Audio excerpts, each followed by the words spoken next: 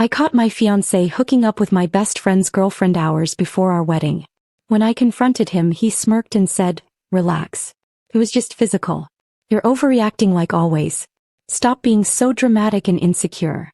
So, I taught them both what real consequences look like when you humiliate the wrong person. I found my fiancé with his pants down in his parents' library, wrapped around my best friend's girlfriend, exactly 14 hours before our wedding. Wait, Ethan started, scrambling off the antique desk. "It's not what it looks like," Vanessa added, pulling her dress down. I stood there, hands still on the doorknob, my brain cataloging the scene the way it would catalog a trauma case in the OR. Disheveled clothes. Lipstick smeared. The smell of her perfume saturating the air. Behind me, I heard Jordan's sharp intake of breath. He'd followed me upstairs looking for them too. For exactly 3 seconds nobody moved. Then Ethan said the words that would define everything that came after. "Relax. It was just physical. You're overreacting like always. Stop being so dramatic and insecure. Just physical. Like that made it better." I'm Dr. Maya Hartwell, and this is the story of how I caught my fiancé hooking up with my best friend's girlfriend hours before our wedding, and what I did about it. But to understand how I got to that library door, how I ended up standing there watching my entire future disintegrate in real time, you need to understand who I was before that moment. You need to understand the life I'd built on precision and control. At 31, I was the youngest attending orthopedic trauma surgeon in Metropolitan General's 100-year history. That wasn't luck. That was 70-hour weeks, sleeping in on-call rooms more nights than my own bed, and an ability to compartmentalize emotion that my mentor Dr. Patricia Chen once called surgical detachment bordering on supernatural. I took it as a compliment. My world revolved around absolutes. Clean incisions, steady hands, lives saved in the OR where chaos had no place. I reconstructed shattered spines, rebuilt crushed pelvises from highway accidents, gave people back their ability to walk. Every surgery was a puzzle with a solution. Every broken bone had a protocol for repair. Every crisis had a step-by-step response that I'd memorized and perfected. Control was everything. Control was survival. 3 days before I found Ethan and Vanessa in that library, I'd spent 11 hours reconstructing a motorcycle accident victim's pelvis. 14 surgical pins. 4 shattered vertebrae. Arterial damage that should have killed him twice over. My hands never shook. Not once. Not when the arterial spray hit my face shield at 3:47 a.m. Not when he coded on the table and we had to shock him back. Not when my attending asked if I needed a break after hour 8 and I said no. I didn't need breaks. I needed control. That's what made me exceptional at my job. That's what earned me respect from colleagues twice my age. That's what made patients trust me with their lives. And that's what made me completely blind to the fractures forming in my own life. I met Ethan Callaway 4 years ago at a medical technology conference in Chicago. I was there for a panel on innovative spinal fusion techniques. He was there representing Callaway Pharmaceuticals, his family's third-generation pharmaceutical distribution empire. Representing mostly meant showing up to events with his last name on the building and looking good in expensive suits. We were sitting through some tedious keynote about surgical robotics when he leaned over and whispered, "You look like you'd rather be anywhere but here." I'd smiled despite myself. Is it that obvious?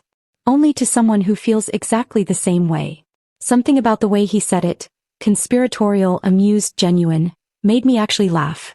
For the first time in months I genuinely laughed. Ethan had that effortless charm that came from never worrying about money, never stressing about job security, never lying awake at night wondering if he were good enough. Everything in his life had been easy. Handed to him. Expected. I thought that would be a problem. That we were too different. But Ethan seemed fascinated by my work. He'd ask about my surgeries with actual interest, show up at hospital fundraisers and introduce me as Dr. Maya Hartwell, the brilliant surgeon, with real pride in his voice. When trauma calls interrupted our dinners, he'd just smile and say, "Go save lives," like it was the most natural thing in the world. After years of dating men who resented my career, who complained that I worked too much, who wanted me smaller and more available and less consumed by something they didn't understand, Ethan felt like oxygen after being underwater. He never complained when I canceled plans for emergency surgeries. Never made me feel guilty for missing his company events. Never asked me to choose between him and my career. I thought that meant he accepted me. All of me. The parts other people found difficult. His mother Catherine felt differently. I met her 6 months into our relationship at a formal dinner at their country estate. The kind of place with more rooms than residents, where staff served 5 courses like they were performing delicate surgical procedures themselves. Catherine Calloway looked at me across the antique dining table and said in a voice like frosted glass, "A surgeon. How industrious." Ethan's previous girlfriends came from more established families. The Vanderbilts, the Astors, you understand. Translation: "You're not good enough for my son." Ethan had laughed it off later. "She'll warm up once she realizes how brilliant you are." He never did. But 3 years in, Ethan proposed anyway. With his grandmother's ring, a flawless 3-carat diamond that probably cost more than my medical school debt. We were at the cabin his family owned upstate, standing on the dock at sunset, and when he got down on one knee I said yes without hesitation. I said yes to a future I thought I understood. The wedding was set for March 22nd. We had 8 months to plan. Plenty of time for everything to fall perfectly into place. That's when my best friend Jordan Bishop started dating Vanessa Crane. Jordan and I had been inseparable since undergrad anatomy labs. We'd bonded over cadaver dissections and late-night study sessions and shared dreams of careers that actually mattered. He became a civil rights attorney, the kind who took cases for justice instead of money, who worked 80-hour weeks defending people who couldn't afford proper representation. He understood what it meant to be consumed by work that felt like purpose. When he called me after meeting Vanessa at an art gallery opening, his voice had that dopey excitement that told me he was genuinely smitten. "She's incredible, Maya. Smart, sophisticated, passionate about art." I was happy for him. Jordan deserved someone who made him light up like that. Vanessa Crane was stunning in that effortless way some women are. Long dark hair that always looked professionally styled. Vintage designer clothes that probably cost more than my monthly rent. A Yale art history degree she mentioned in every single conversation like it was a fundamental part of her identity. She worked as a private art consultant, which as far as I could tell meant rich people paid her obscene amounts to validate their taste in paintings. Our first double date should have been a warning sign. Vanessa spent 20 minutes explaining why the restaurant's decor was aggressively pedestrian and lacking any cohesive aesthetic vision whatsoever. I told Jordan afterward as gently as possible, "She's a bit much." He'd smiled that love-struck smile. "She's just passionate. Give her a chance." So I did. Over the next 8 months, the 4 of us became inseparable. Weekend trips upstate. Thursday dinners when I wasn't on call. Endless wedding planning sessions where Vanessa inserted herself as my unofficial co-coordinator. She had opinions about everything. My dress was too traditional. You need something with more drama. My venue was beautiful but predictable. My decision to keep working right up until the wedding week would leave me looking exhausted in all the photos. I should have seen the other warning signs too. The way Vanessa touched Ethan's arm during conversations, her hand lingering just a beat too long. How she'd lean in close when making points, invading personal space that should have stayed personal. The inside jokes they developed that somehow excluded Jordan and me from our own gatherings. But I was busy, consumed by my surgical schedule, grateful for help with wedding planning that I thought came from genuine friendship. 2 weeks before the wedding, a multi-vehicle pileup on the interstate filled my schedule completely. I was operating 12-14 hours a day. Coming home at midnight, leaving again at 5 in the morning. Running on caffeine and muscle memory. Vanessa suggested she and Ethan handle last-minute vendor confirmations together. "You're too busy," she'd insisted, her face full of concern that seemed completely genuine. "Let us help. That's what friends are for." I'd been so grateful I'd hugged her. I'd spent 12 years training myself to ignore instinct in favor of observable data. To trust protocols over gut feelings. To believe that emotion clouded judgment and control created safety. That same training made me blind to the affair happening right in front of me. While I was in the OR reconstructing strangers' shattered spines, they were busy constructing something else entirely. A betrayal that would fracture my carefully controlled life beyond anything I could have anticipated. The rehearsal dinner was supposed to be intimate. Family and close friends at the Calloway estate. Maybe 50 people total. Catherine had other ideas. 200 guests. Full catering staff. A string quartet. The kind of event that made my parents look small and uncomfortable in their best clothes, probably thinking about the retirement savings they'd liquidated to contribute to a spectacle they couldn't afford and didn't understand. I was looking for Ethan after dinner, wanting to steal a quiet moment before tomorrow's chaos, when I found Jordan on the terrace looking worried. Have you seen Vanessa? He asked. She said she was going to the bathroom 30 minutes ago. Something in his voice carried weight beyond the words. Where's Ethan? He asked quietly. My stomach dropped. We both knew. On some level we'd both known for weeks, maybe months. But knowing and acknowledging are different things entirely. That's how we ended up walking through the Callaway estate together, checking rooms, following an instinct neither of us wanted to trust. That's how we ended up outside the library door. That's how we ended up standing there watching our entire lives shatter in the span of 3 seconds. And that's when Ethan said those words, relax. It was just physical. You're overreacting like always. Stop being so dramatic and insecure. Just physical. Like reducing betrayal to biology somehow made it acceptable. Like 6 months of lying to my face was justified because there was no emotional component. Like I was the problem for discovering them instead of them being the problem for the affair itself. In that moment, standing in that doorway with Jordan's breathing harsh behind me and Vanessa's lipstick smeared across Ethan's collar, I felt my surgical detachment activate completely. My hands didn't shake. My voice didn't break. I looked at them both and asked the only question that mattered. How long? How long? I asked again when neither of them answered. Ethan was still fumbling with his belt, face flushed red, not with shame but with something closer to anger. Vanessa had managed to smooth her dress down, but her lipstick was smeared across her chin and her hair looked like someone had been running their hands through it. Which, of course, someone had. Does it matter? Ethan shot back, his voice taking on that defensive edge I'd heard before when I'd questioned him about working late or needing space. You're never around anyway. Always at the hospital. Always choosing your patients over me. My patients. The people whose lives I saved. The work I'd dedicated 12 years of my life to perfecting. He was using that as justification. Behind me, Jordan's breathing had gone harsh and uneven. Vanessa, he said quietly, his voice shaking. How long have you been sleeping with him? Vanessa's eyes darted between Jordan and Ethan, calculating which answer would cause less damage. She'd always been good at reading rooms, at knowing exactly what to say to manage situations. But there was no managing this.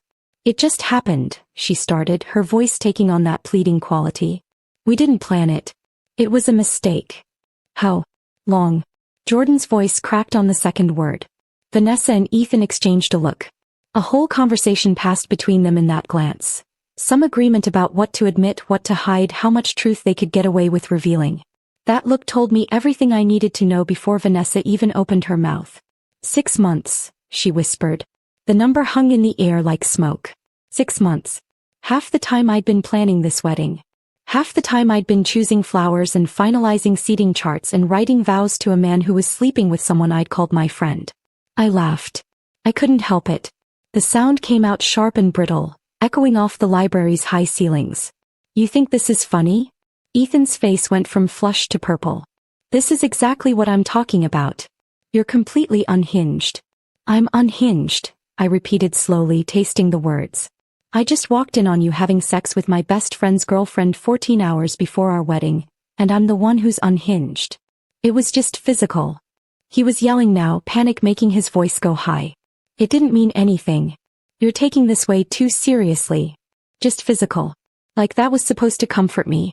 Like reducing 6 months of betrayal to mere biology somehow made it acceptable. So if it didn't mean anything, I said, my voice still perfectly calm, why did you keep doing it? 6 months isn't a mistake, Ethan. That's a choice. Made over and over again. Vanessa was crying now, mascara running down her cheeks in black streaks. Maya, please, you have to understand. I don't have to understand anything. I looked at her directly for the first time. You were supposed to be my friend. I am your friend. Friends don't sleep with their friend's fiancé 50 times over 6 months. The number was a guess, but I watched her face and knew I'd hit close to the truth. Or was it more than that? Did you lose count? She flinched like I'd slapped her. Jordan made that sound again, that wounded animal noise that told me he was breaking apart inside. 50 times. His voice was barely audible. You slept with him 50 times? Jordan, baby, please. Vanessa reached for him. He stepped back like she was radioactive. Don't touch me. Don't you dare touch me. We need to talk about this privately, Vanessa tried, her eyes darting toward the open door. Before people find out. Oh, people are going to find out, I said, pulling my phone from my clutch. In fact, let's tell them right now. Don't you dare. Ethan lunged for my phone. I sidestepped him easily. 12-hour surgeries had taught me to move efficiently even when exhausted. And he stumbled forward into the desk they'd just been using for their encounter. Vanessa tried to catch him and they both went down in a tangle of limbs. An antique lamp crashed to the floor, shattering. The sound was catastrophic in the quiet house. For a moment, everything froze. Then I heard it, footsteps in the hallway. Multiple footsteps. People running toward the noise. Ethan scrambled to his feet, eyes wide with genuine panic now. Mother's going to... He didn't finish the sentence because Catherine Calloway appeared in the doorway, her practiced social smile already in place. What on earth? She stopped mid-sentence. Her eyes swept the scene with the precision of someone trained to assess situations quickly and thoroughly. Me standing calm by the door. Jordan pale and shaking beside me. Ethan and Vanessa on the floor surrounded by broken glass. The overturned furniture. Vanessa's smeared makeup. Ethan's disheveled clothes. The smile vanished from Catherine's face. Someone better explain this immediately, she said, her voice dropping to that dangerous quiet tone that was somehow more terrifying than yelling. More people crowded into the hallway behind her. I recognized Ethan's father, several groomsmen, my parents pushing through the crowd looking confused and concerned. Bridesmaids in their cocktail dresses. The wedding planner with her ever-present clipboard. Random guests drawn by the crash. All eyes on us. Ethan scrambled to his feet, panic replacing whatever arrogance he'd had moments ago. Mother, it's not. Maya's having some kind of breakdown. She attacked us. I haven't touched either of you, I said calmly, holding up my hands to show the crowd. Though I'm tempted to start. Then why are we on the floor? Vanessa demanded, also standing now, trying to fix her hair with shaking hands. Because your coordination is as bad as your judgment, I replied. You tripped over each other trying to stop me from making a phone call. What phone call? Catherine's eyes were sharp, missing nothing. I smiled. It felt strange on my face, cold and hard and nothing like the smiles I'd practiced for wedding photos. The one where I call my maid of honor and tell her to cancel the wedding. I said clearly, loudly enough for everyone in the hallway to hear. Because the groom has been sleeping with one of the bridesmaids for 6 months. The hallway exploded. Gasps. Shocked whispers. Someone said, "Oh my God," loud enough to echo. I saw phone screens lighting up as people started recording, texting, calling others who weren't there to witness this firsthand. That's not true.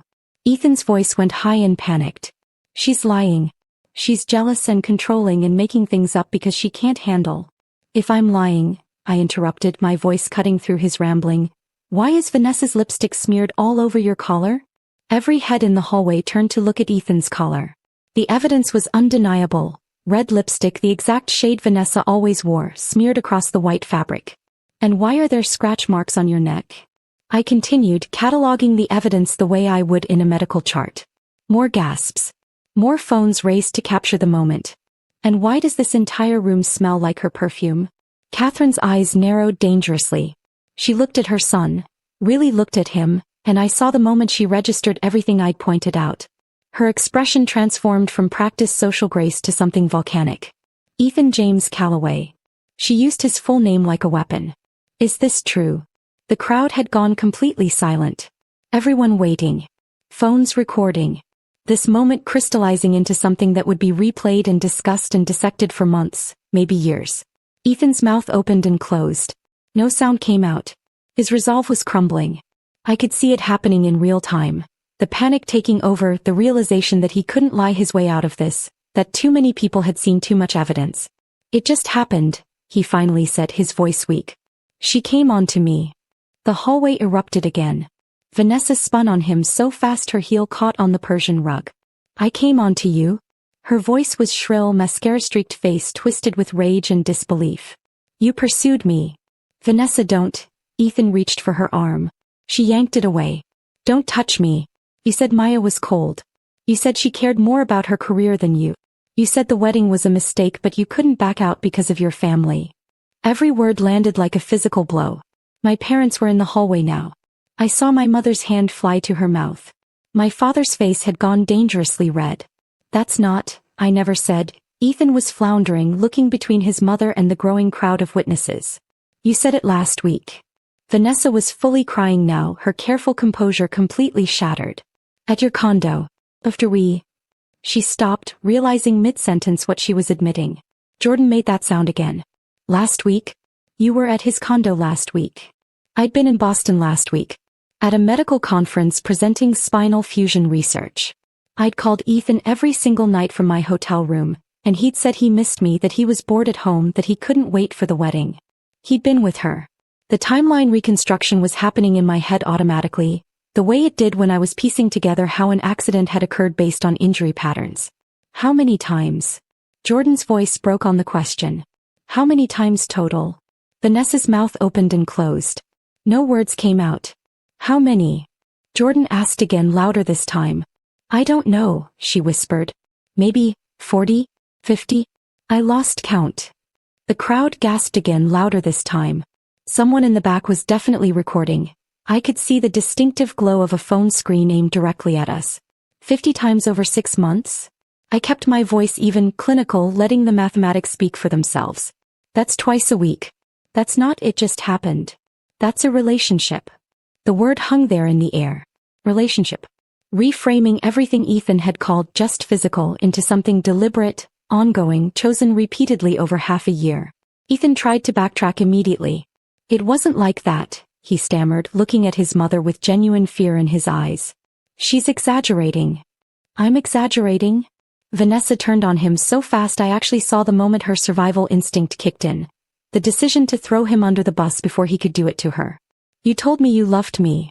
Complete silence. The kind of silence where you could hear people's shocked breathing, the rustle of expensive fabric as 200 guests leaned forward to hear better. Catherine's face went absolutely white. You told her what? I didn't. That's not, she's twisting my words. Ethan was spiraling, his carefully constructed life falling apart in real time. You said you were going to call off the wedding. Vanessa was fully committed to her confession now, tears streaming down her face, mascara leaving black tracks. You said we'd be together. You said Maya didn't understand you, that she was married to her job, that you felt alone even when you were with her. Each word hit like a scalpel cutting through tissue. I should have felt something. Pain maybe. Betrayal. Rage. Instead, I felt that same surgical detachment settling over me like a familiar coat. My brain was cataloging everything clinically. The growing crowd, the phones recording, the way Ethan's father had gone dangerously red in the face, how my mother was gripping my father's arms so hard her knuckles had turned white. When? I asked quietly, cutting through Vanessa's sobbing. When did he tell you he loved you? Vanessa looked at me, then at Jordan, then back at Ethan like she was hoping he'd step in and stop this. He didn't. He just stood there, mouth opening and closing like a fish drowning in air. 2 months ago, Vanessa finally whispered. Right after we spent the weekend at his family's cabin. The cabin. The piece of information landed differently than everything else. The cabin was where Ethan and I had spent our first anniversary. Where he'd proposed on the dock at sunset. Where we talked about bringing our future children someday. 2 months ago, I repeated slowly, my mind automatically calculating. I was in Boston 2 months ago. At a medical conference. Presenting research on spinal fusion techniques. Calling Ethan every night from my hotel room, exhausted but excited to share what I was learning. And he'd said he missed me. Said he was bored at home. Said he couldn't wait for me to get back. He'd been at the cabin. With her. You told me you were staying home that weekend, I said, my voice still eerily calm. You said you had work to catch up on. Ethan's face had gone from red to pale green. Paya, I can explain. Don't bother. I turned to Catherine. How many people know about the cabin? Who else has keys? Catherine understood immediately what I was asking.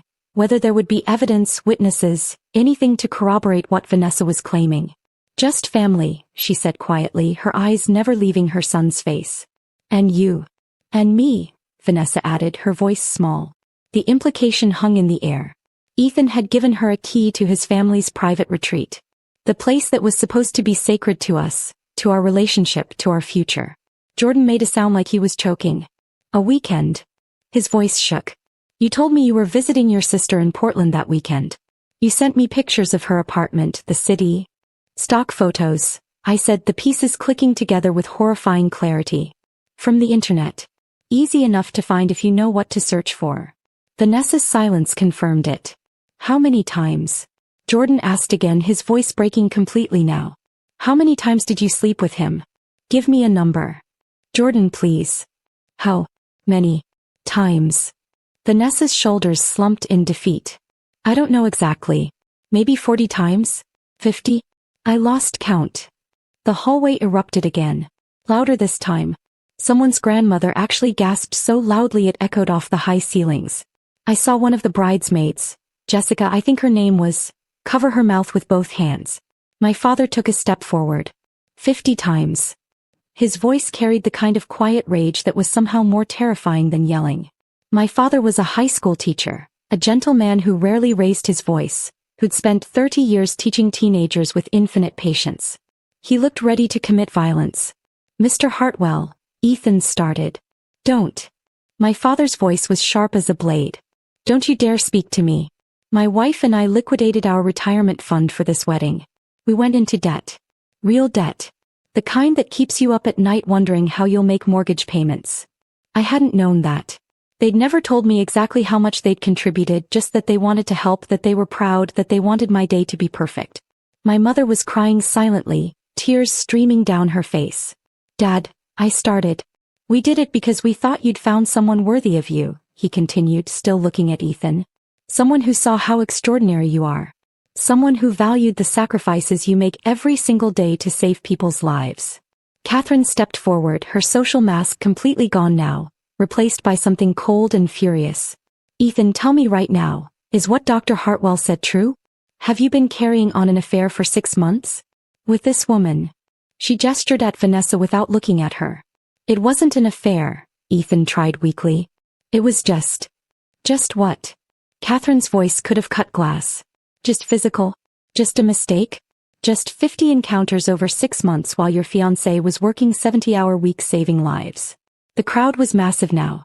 I could see people from downstairs craning their necks to see what was happening, phones out, recording everything. The wedding planner looked like she might faint. The string quartet had actually stopped playing in the ballroom below. Even they'd heard the commotion. Answer your mother, Ethan's father said quietly. He'd been silent until now, but his voice carried absolute authority. Did you have an affair? Ethan looked around desperately, searching for an exit that didn't exist. Every direction showed him faces ranging from shocked to disgusted to pitying. His carefully constructed image was burning down in real time, and there was nothing he could do to stop it. Yes, he finally whispered. Louder, his father demanded. Yes. Ethan's voice cracked. Yes, I had an affair. Are you happy now? Is everyone satisfied? Happy. Jordan laughed and it sounded broken. My girlfriend who I was planning to propose to next month, has been sleeping with my best friend's fiancé for half a year. So no, I'm not particularly happy. That was news to me. Jordan had been planning to propose to Vanessa. I saw his hand go unconsciously to his jacket pocket, where I'd bet money there was a ring box hidden. Vanessa saw it too. Her face crumpled. Jordan, no. Don't. He pulled his hand away from his pocket like it burned. Don't say my name. Don't look at me. Don't. His voice broke completely. I bought a ring 3 months ago. I was waiting for the right moment. I thought. He couldn't finish. The hallway had gone silent again, everyone witnessing Jordan's heartbreak in real time. Catherine turned to me, and for the first time since I'd met her 4 years ago, I saw something like respect in her eyes. Dr. Hartwell, I apologize. You deserved far better than this. Than him. She looked at her son with open disgust. The wedding is cancelled. Immediately. Ethan, you will personally contact every single guest and explain what you've done. You will not make excuses. You will not blame Dr. Hartwell for your choices. Mother. I'm not finished. Her voice was ice. Vanessa, you are no longer welcome in this house or at any Calloway family event. Ever. Both of you have humiliated this family in front of 200 witnesses, and there will be consequences. I watched Ethan's face cycle through emotions. Shock, anger, fear, and finally something that looked like resignation. I'm sorry, he said, but he was looking at his mother, not at me. Of course he was. I turned to the crowd of guests. My family, his family, our friends, colleagues who'd traveled from across the country, people who'd rearranged their lives to be here for what was supposed to be the happiest day of my life. I apologize for the disruption, I said clearly, my voice steady. But I won't apologize for refusing to marry a man who thinks betrayal is just physical, and that expecting basic loyalty makes me dramatic and insecure. Several people in the crowd actually nodded. The wedding is off, I continued. Thank you all for coming. I'm sorry you traveled for nothing. You didn't travel for nothing, my mother said suddenly, her voice thick with tears but surprisingly strong. You all witnessed Maya standing up for herself. You witnessed her refusing to accept less than she deserves. That's not nothing. Several women in the crowd started clapping. Then more people joined in. Within seconds half the hallway was applauding. Not for the wedding. For its cancellation. I looked at Jordan. You okay? He shook his head, tears streaming down his face. No. But I will be. He turned to Vanessa one last time. We're done. Don't contact me. Don't come to my apartment. Don't call, don't text, don't send letters or flowers or apologies.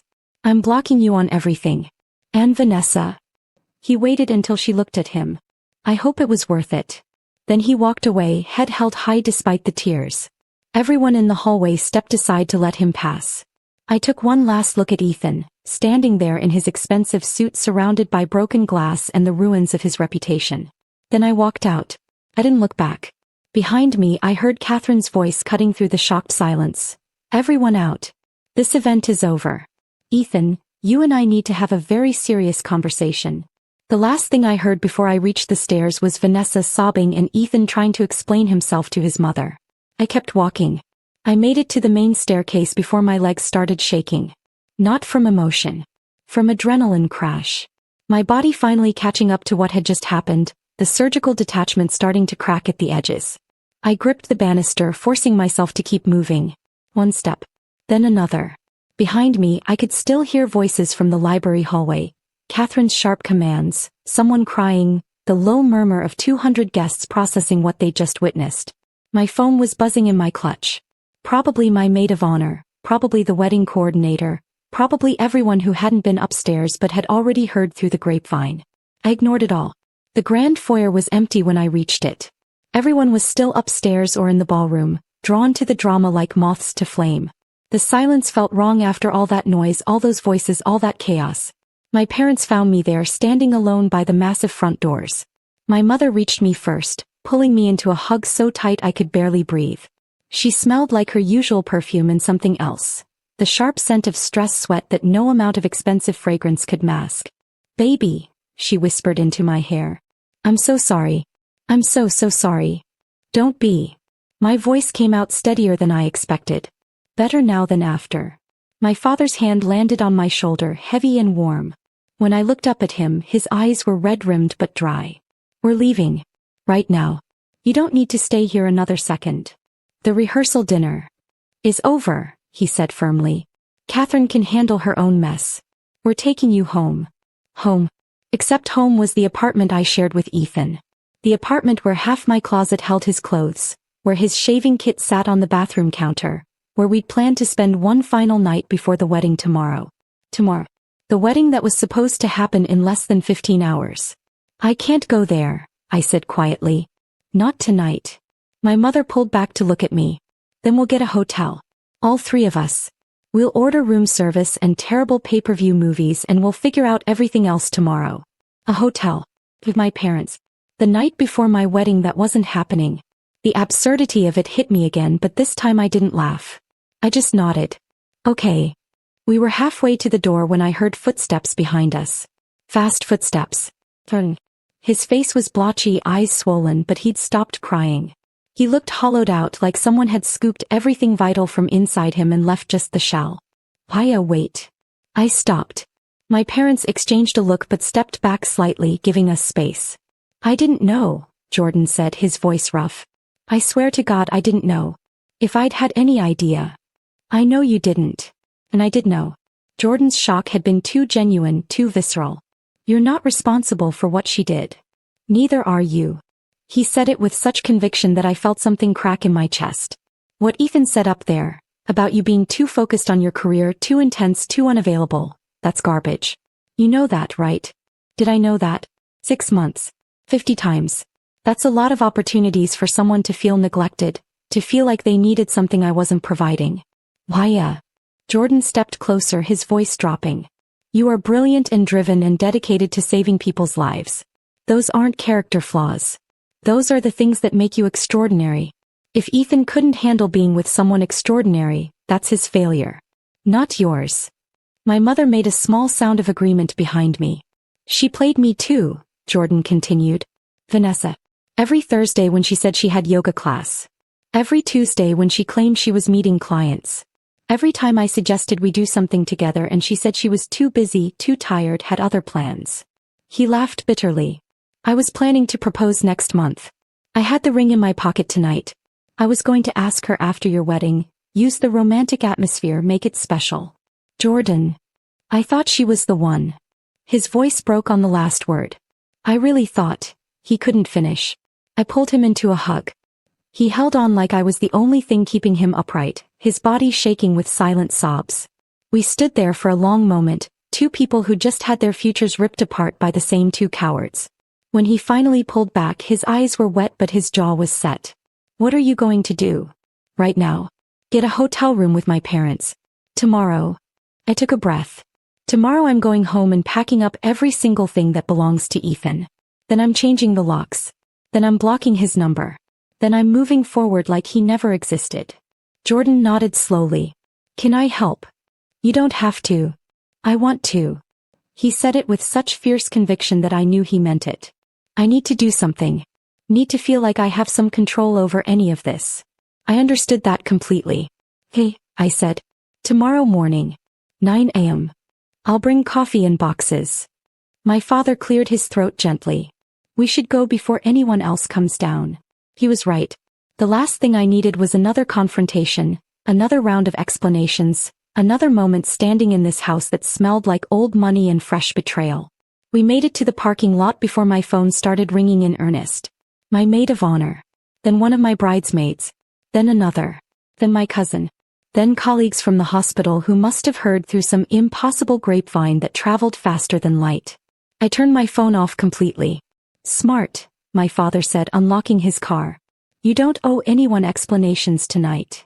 We drove in silence to a hotel near the airport, the kind of generic chain that looked identical in every city, where nobody asked questions and nobody cared who you were or why you needed a room at 11 p.m. on a Friday night.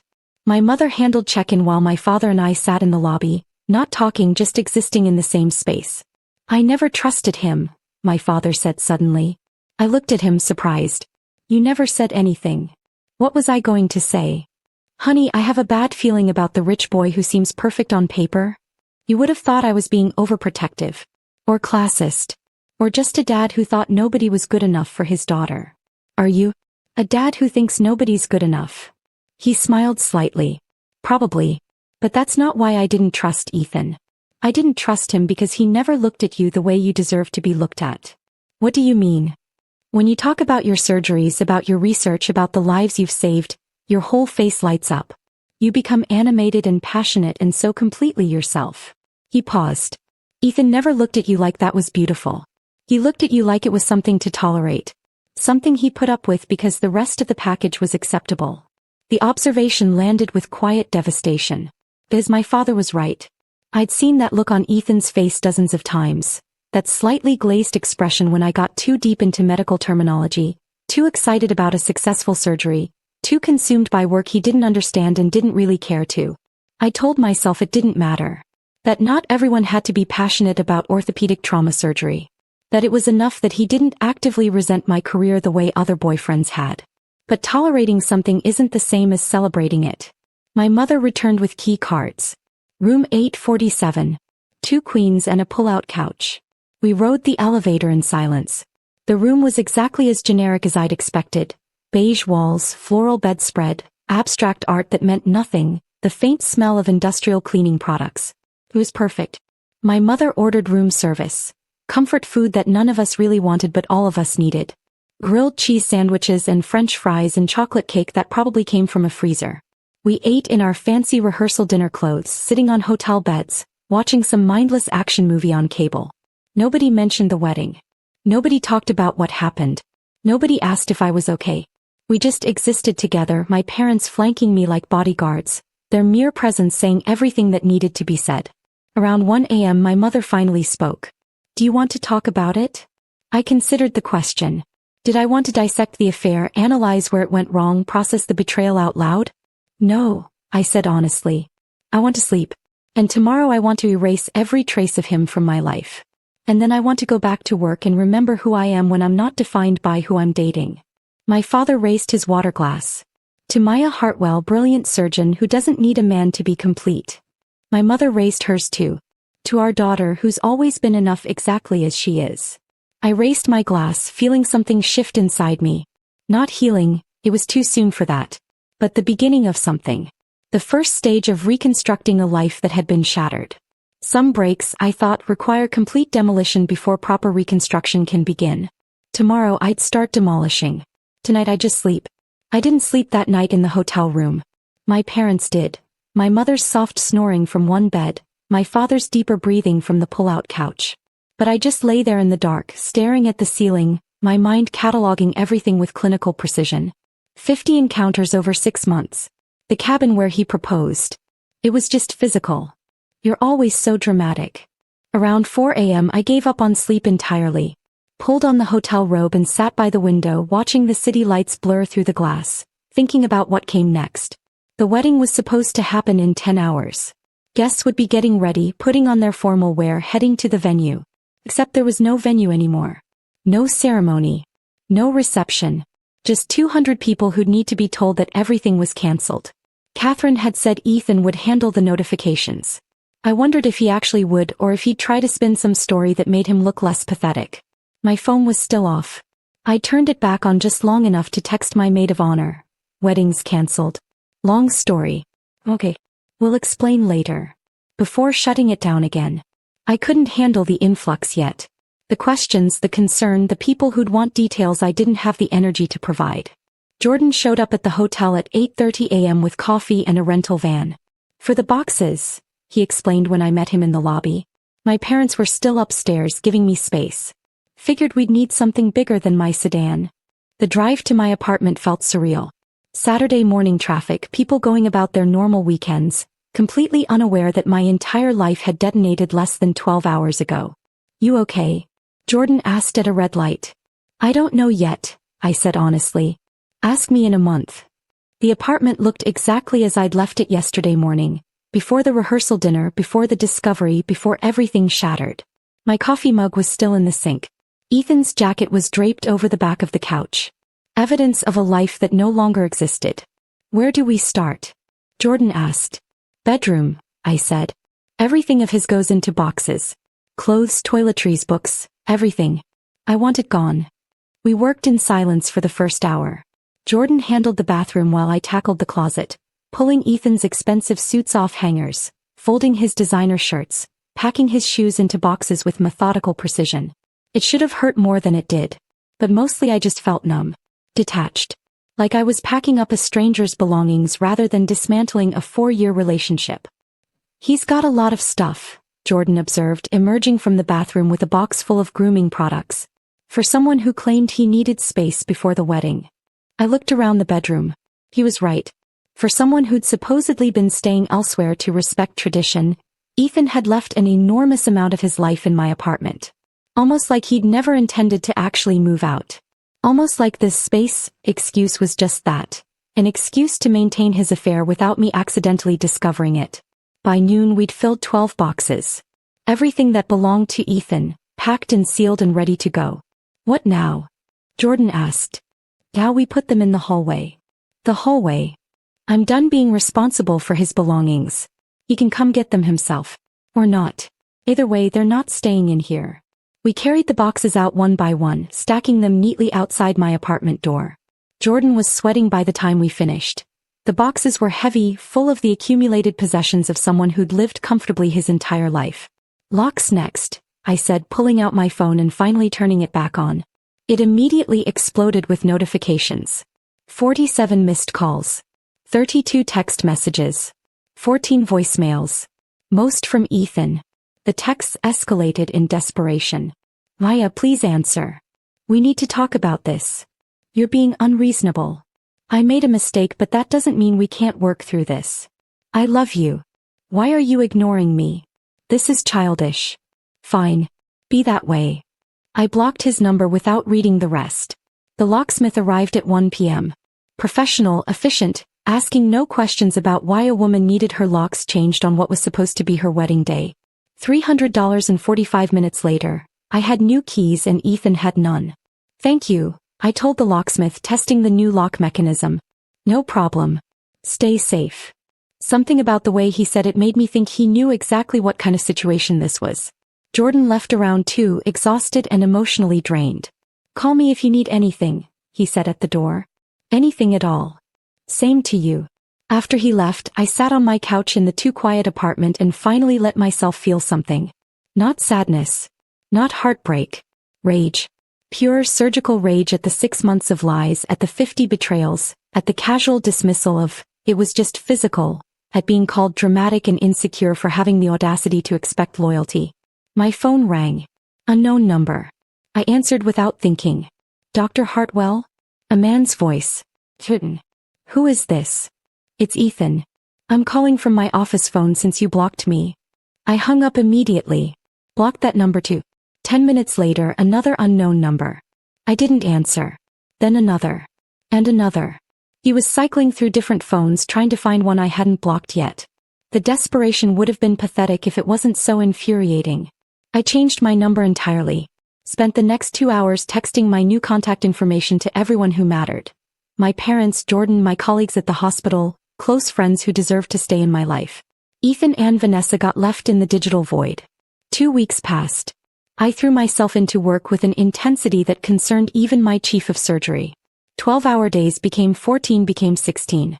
I took every trauma call, every emergency surgery, every case that other attendings didn't want.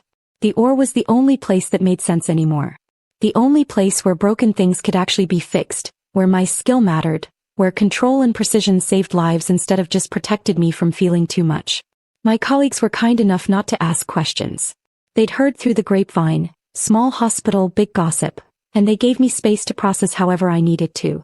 On day 14, the charge nurse called my extension during a rare break between surgeries. "Dr. Hartwell, there's someone here to see you. Says it's urgent." "An Ethan Calloway." My hands tightened on the phone. "Tell him I'm in surgery." "He says he'll wait." "Tell him I'm in surgery for the next 8 hours. And if he's still here when I'm done, I'm calling security." "Understood."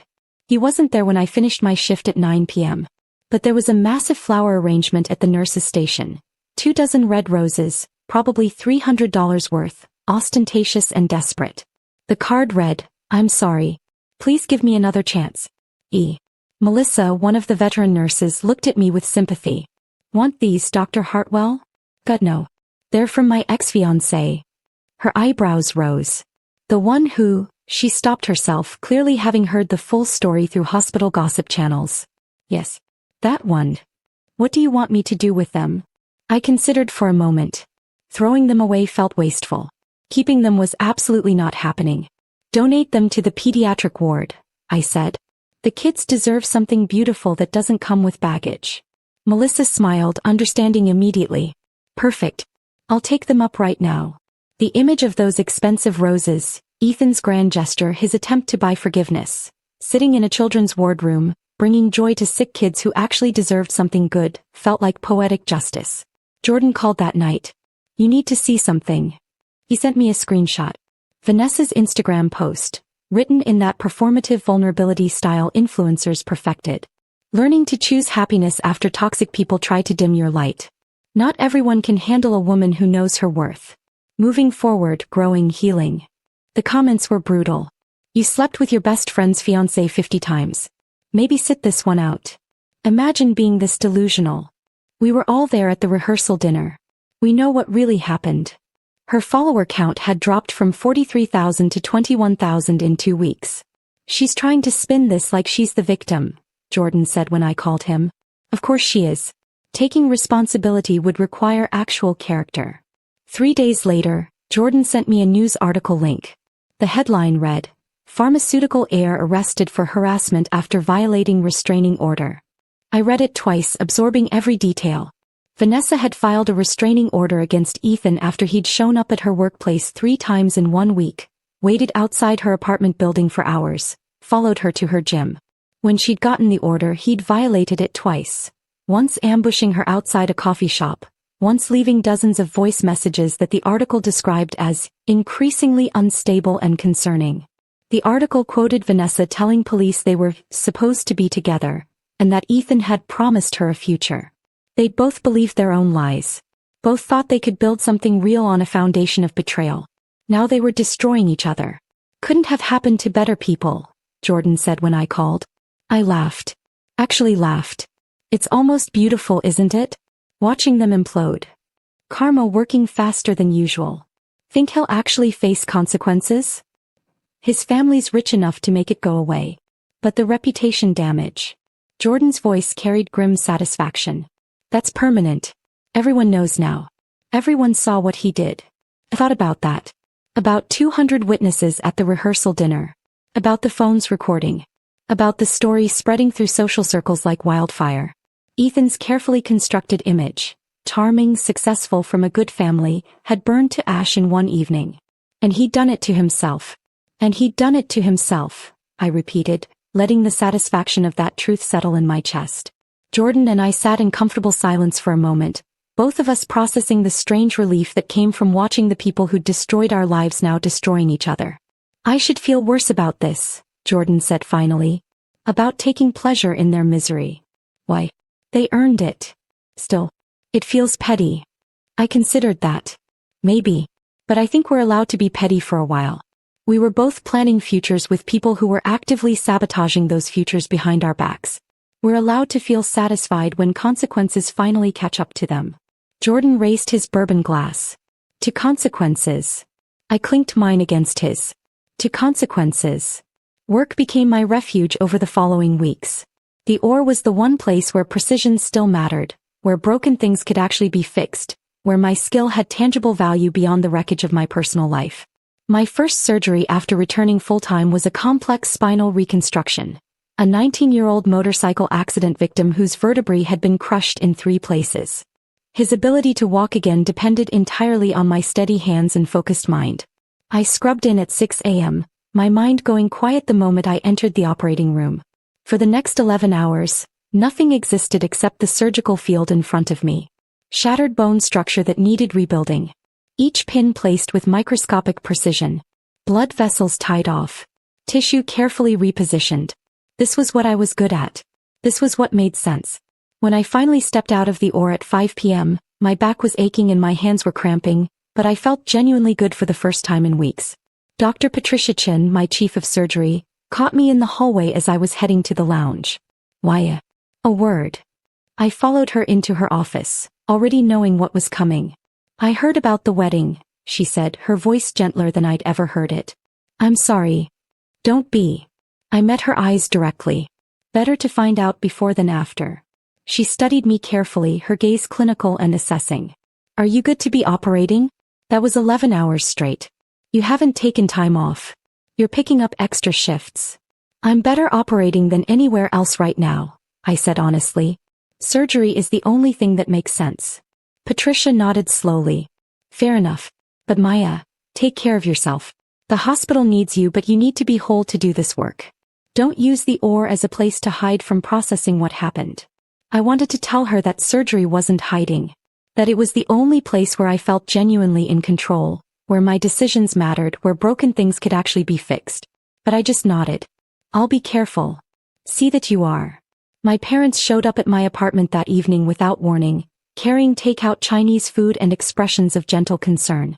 We wanted to check on you, my mother said, setting containers on my coffee table. You haven't been answering our calls. I've been busy. We know. The hospital told us you've been working double shifts. I grabbed plates from the kitchen, deflecting. Someone has to cover the trauma cases. We ate in silence for a while, me sitting cross-legged on the floor, them on my couch, the awkwardness of the conversation we weren't having filling the space between us. Finally, my mother put down her container. I never liked him. I looked up, surprised. What? Ethan. I never trusted him. You never said anything. She exchanged a glance with my father. You seemed happy. Or at least you seemed like you'd made up your mind. What were we going to say? I put down my lo mein. You could have told me you had concerns. My mother leaned forward, her expression pained. Would you have listened? The question hung in the air. We both knew the answer. No. I wouldn't have. I'd have dismissed their concerns as overprotective parents who couldn't accept that their daughter was making her own choices. There were small things, my mother continued quietly. The way he looked at his phone during family dinners. How he'd suddenly need to take calls outside, always in another room. Once at your birthday party last year he disappeared for 40 minutes. When he came back his shirt was buttoned wrong. The detail landed like a small explosion. My birthday party. 10 months ago.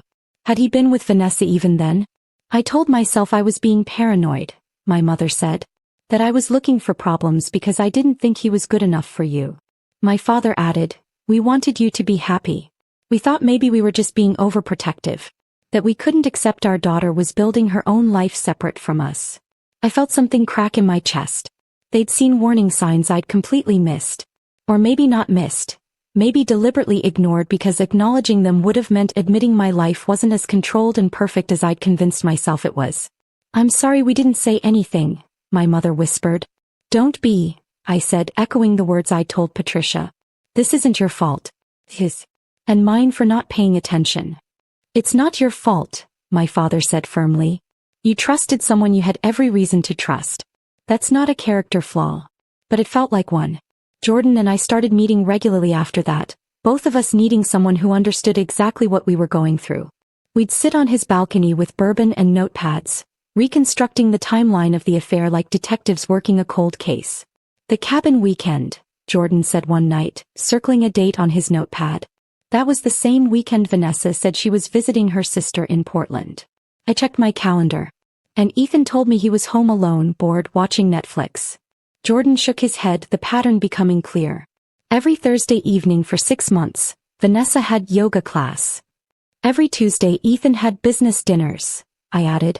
Vendor meetings for wedding planning, we said simultaneously, then looked at each other. We'd both been so busy, me with surgical schedules, Jordan with case preparation, that we'd never questioned the convenient patterns, never compared notes, never suspected that our partners' absences might overlap for a reason. There was a weekend in March, Jordan said slowly, where Vanessa said she was at an art consultation in Miami. She sent me photos. Hotel room, the beach, everything. My stomach dropped. Ethan said he was at a pharmaceutical conference in Miami that same weekend. He sent me photos too. We stared at each other. The same lies. The same trip. Probably the same hotel room with photos carefully angled to exclude any evidence of shared occupancy. They planned this, Jordan said quietly. This wasn't just opportunistic encounters. They coordinated schedules, created alibis, constructed an entire parallel reality while we were both completely oblivious. The level of calculation involved was somehow worse than the betrayal itself. 3 days later my phone rang from an unknown number. I almost didn't answer. But something made me pick up. Maya, this is Catherine Calloway. I went very still. Mrs. Calloway. I know you have no reason to speak with me, she said, her formal tone cracking slightly. But I have information you deserve to know. I waited silent.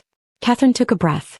Ethan's previous engagement, to Alexandra Pemberton before he met you, ended because I walked in on him with her maid of honor 2 weeks before their wedding.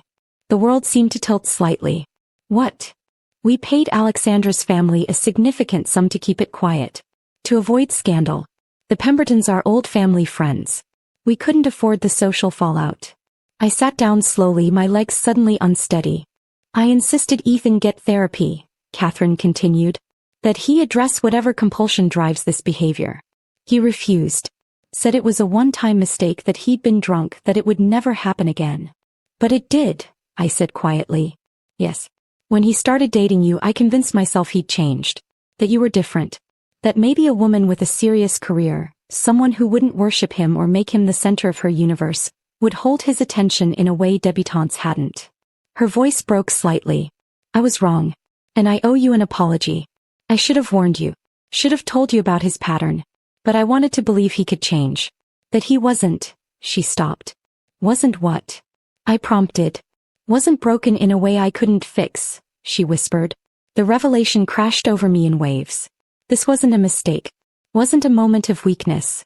Wasn't about me being too intense or working too much. This was a pattern.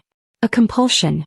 A man who systematically sabotaged relationships at the moment of ultimate commitment, who engineered his own disasters and then blamed the women who loved him for not being enough.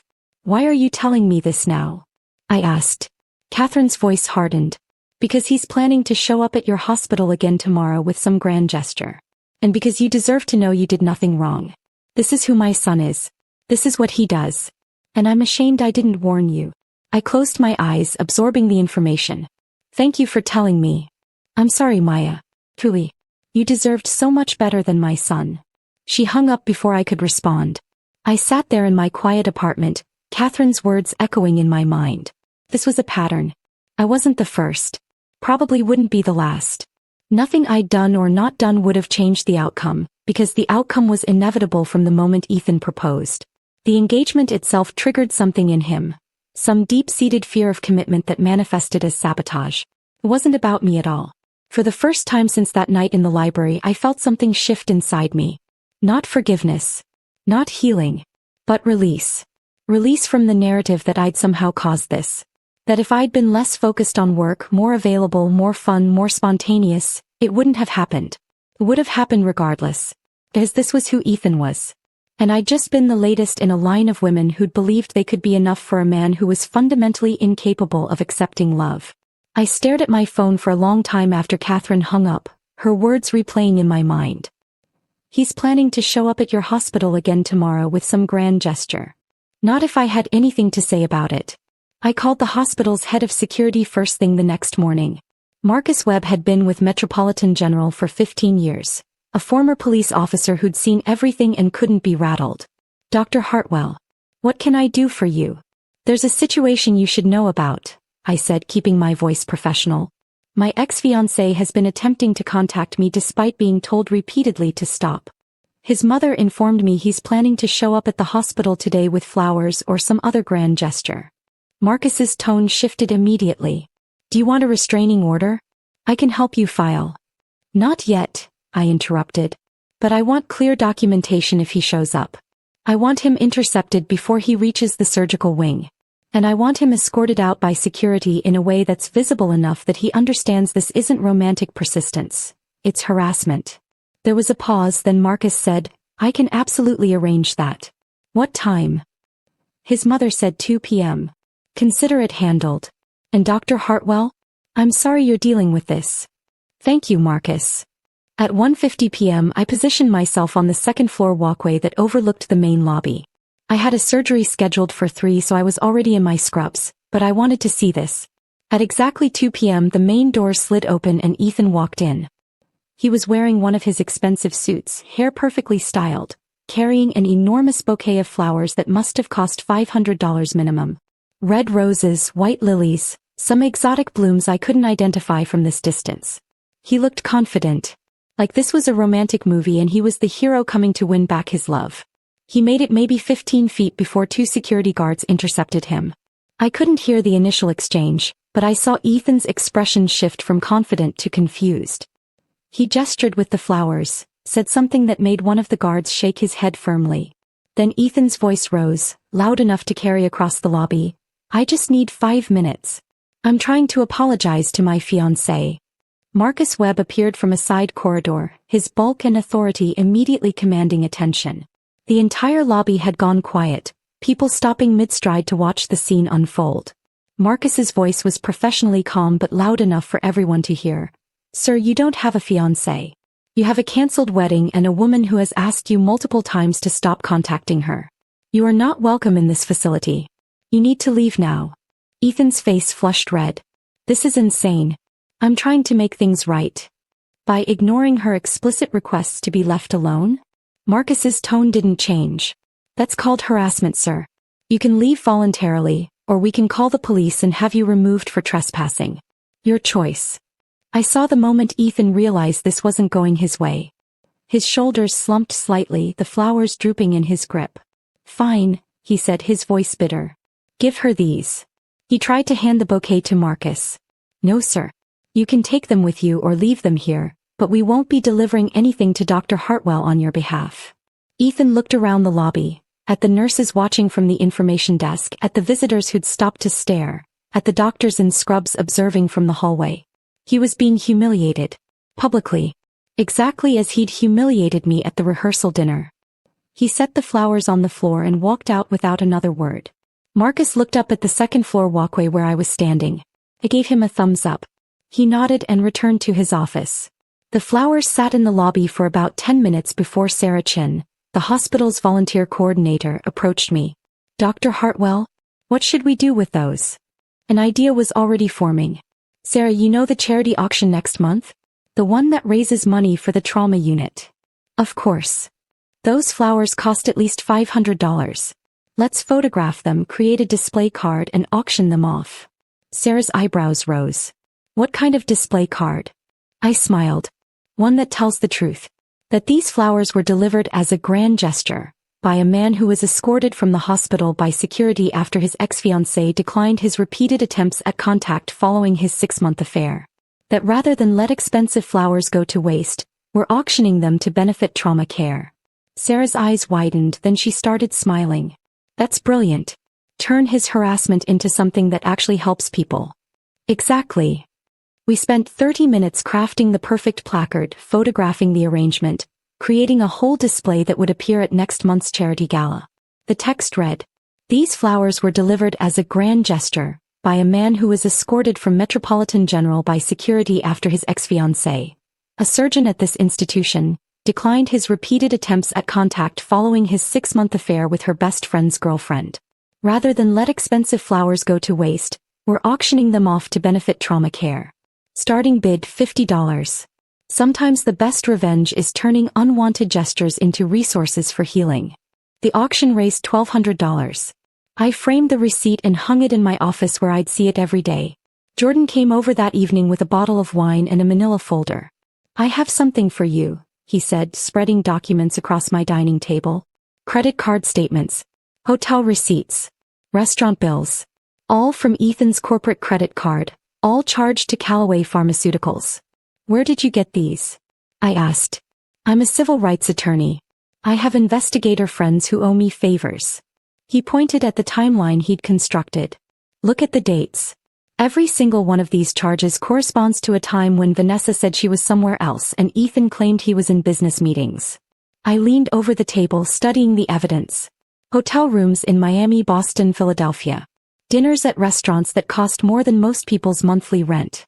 Weekend trips charged as business expenses. "This is corporate fund misuse," Jordan said quietly. He was charging his personal affair to his family company's accounts. "That's technically embezzlement." "And Vanessa?" Jordan pulled out another set of documents. "Her billing records from the gallery where she works. Look at the hours she claimed as client consultations. They match perfectly with these hotel dates. Billing fraud. She'd been charging her employer for hours she spent sleeping with Ethan." "What do you want to do with this?" I asked. Jordan met my eyes. "I want to send it to people who should know. Catherine's attorney. Vanessa's employer. Not as a legal complaint, just as information. Let them decide what to do with it." I considered that. We weren't demanding action. Weren't threatening. Just providing documentation of what had actually happened and letting the natural consequences unfold. "Do it," I said. Jordan drafted a professional cover letter on his attorney letterhead, explaining that this was information relevant to potential corporate fund misuse and billing fraud, provided for informational purposes only. We sent copies to Catherine's attorney and to Lawrence Brennan, the owner of the boutique gallery that employed Vanessa. Then we waited. The fellowship offer from Zurich had been sitting in my email for 3 weeks. I'd ignored it during the immediate chaos, too overwhelmed to think about the future when my present was imploding. But now, sitting in my apartment with Jordan's documentation spread across my table and the framed auction receipt on my wall, I opened the email and actually read it. 12 months in Switzerland. Working with Dr. Heinrich Müller, one of the world's leading spinal reconstruction specialists. Research opportunities. Teaching. A chance to be Dr. Maya Hartwell, brilliant surgeon in a place where nobody knew about the cancelled wedding or the affair or any of it. I hit reply and typed 3 words. Asterisk, I accept. When? Sis. The response came within an hour. Asterisk, can you start March 15th? Sis. I checked the date. March 15th was 8 weeks away.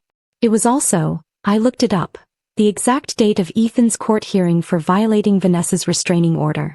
The symmetry was too perfect to be coincidence.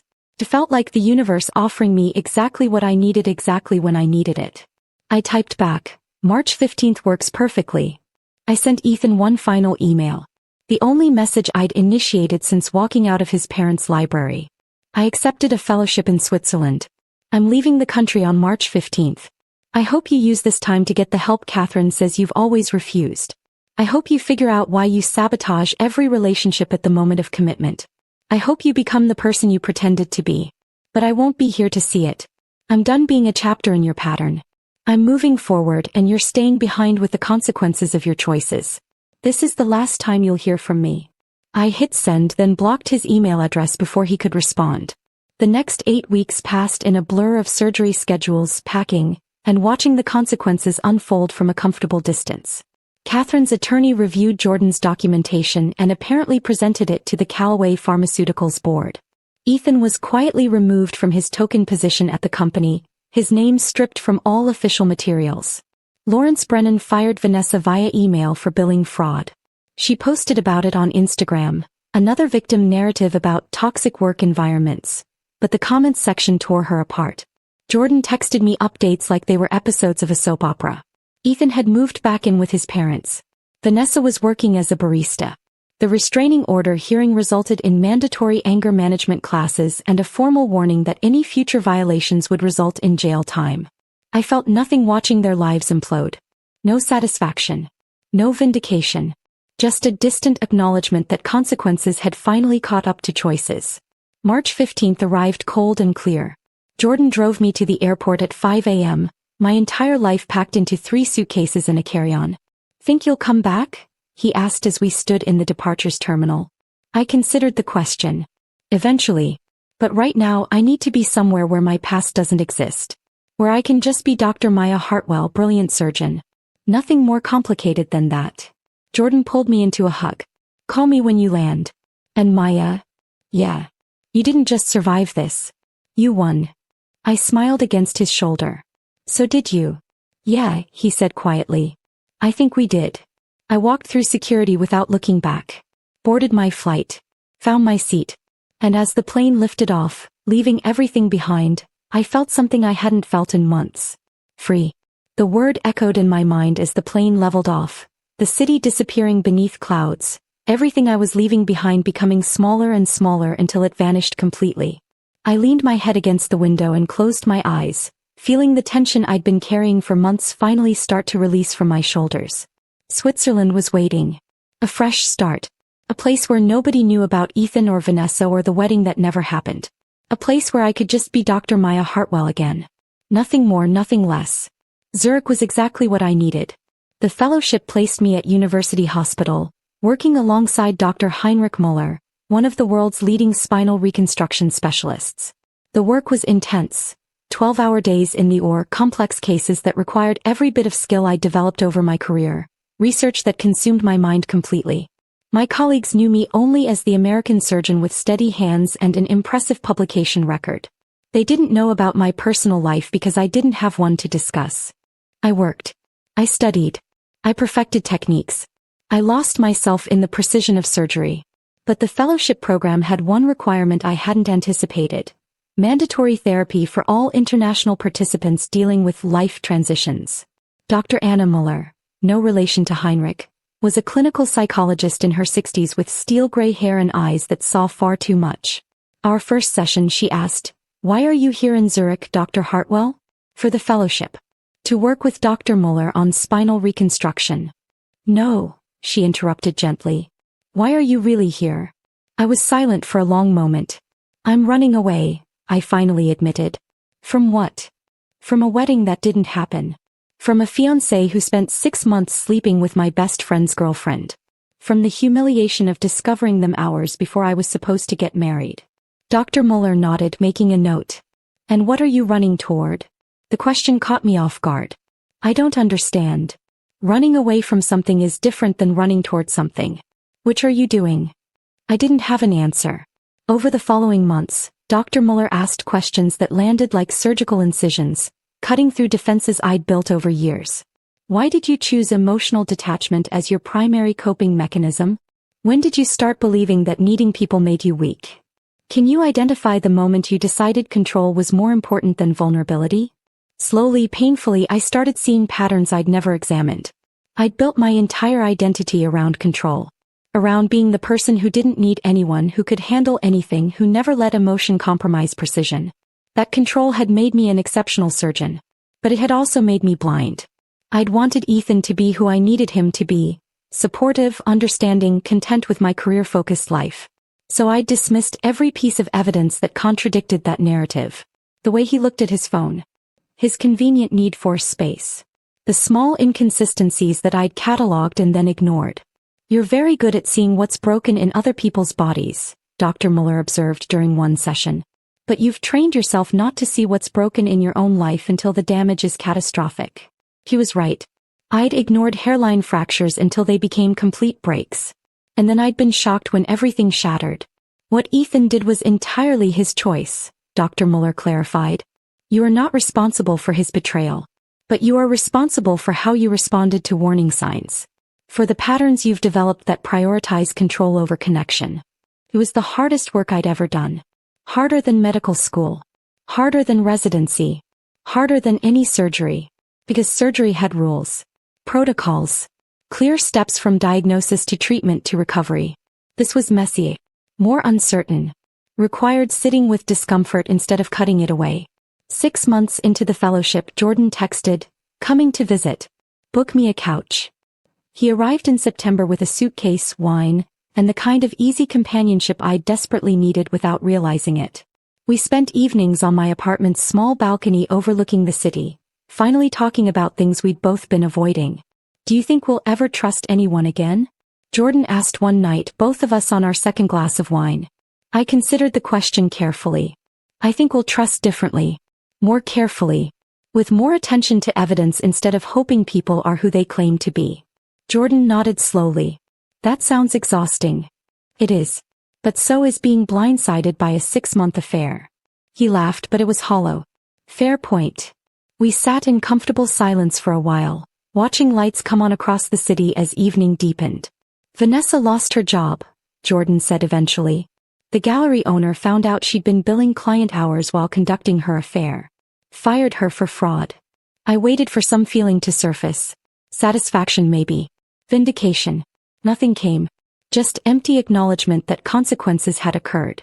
"And Ethan?" Jordan smiled grimly. "His father removed him from the company board. Catherine gave him an ultimatum: get serious therapy or get cut off from the family money. He chose therapy. Think it'll help? Honestly, I think he's just performing compliance until everyone stops paying attention. Then he'll go back to being exactly who he's always been." Probably true. People didn't fundamentally change just because they'd faced consequences.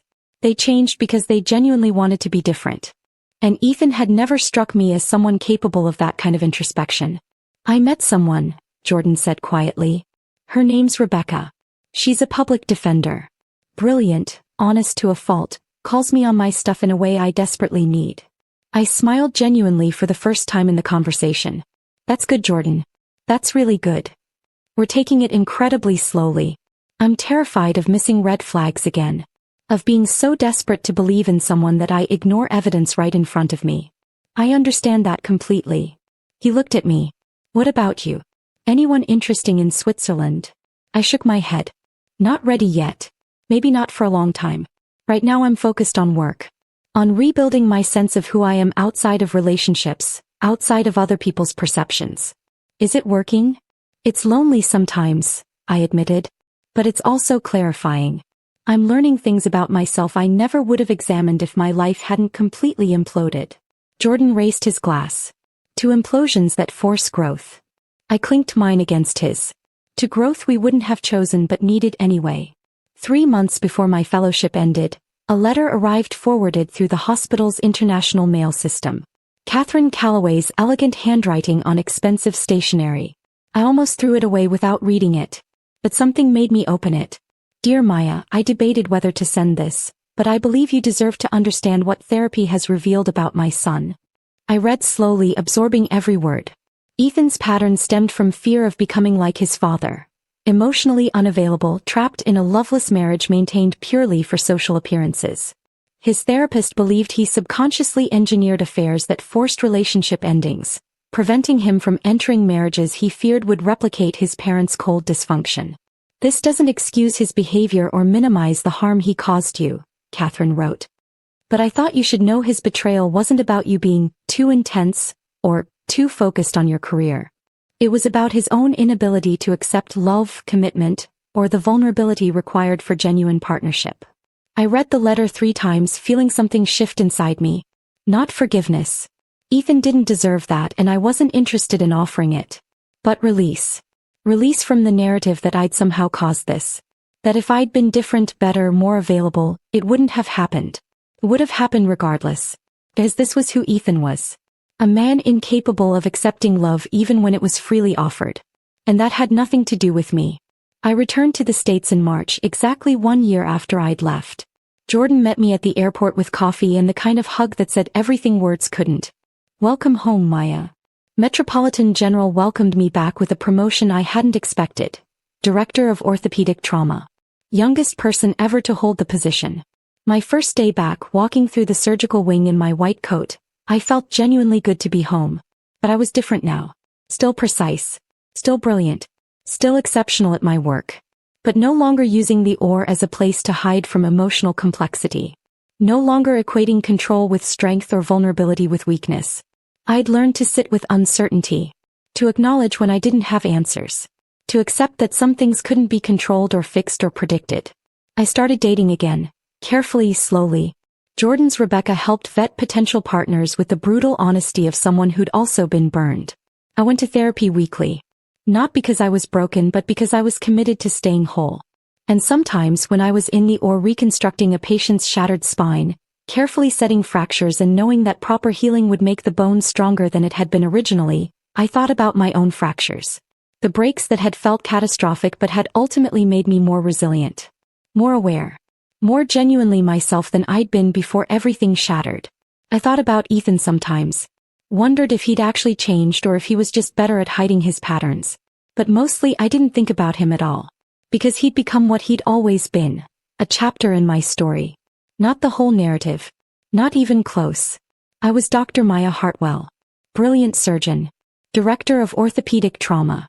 Someone who'd survived betrayal and built something stronger from the wreckage. And that was enough. More than enough. That's how you survive betrayal. Not by avoiding all future breaks, but by learning to set your own fractures properly, giving them time to heal and trusting that what emerges can be stronger, wiser, and more authentically whole than what existed before the break. Some things once shattered should stay broken. But some people once broken can rebuild themselves into something better than they were before. I'd become the latter. And I'd never been more proud of who I was. If this story of surgical precision revenge had you hooked from start to finish, smash that like button right now. My favorite part was when Maya turned Ethan's expensive flowers into a charity auction with that brutal placard explaining exactly why they were rejected. What was your favorite moment? Drop it in the comments below. Don't miss more epic revenge stories like this. Subscribe and hit that notification bell so you never miss another upload.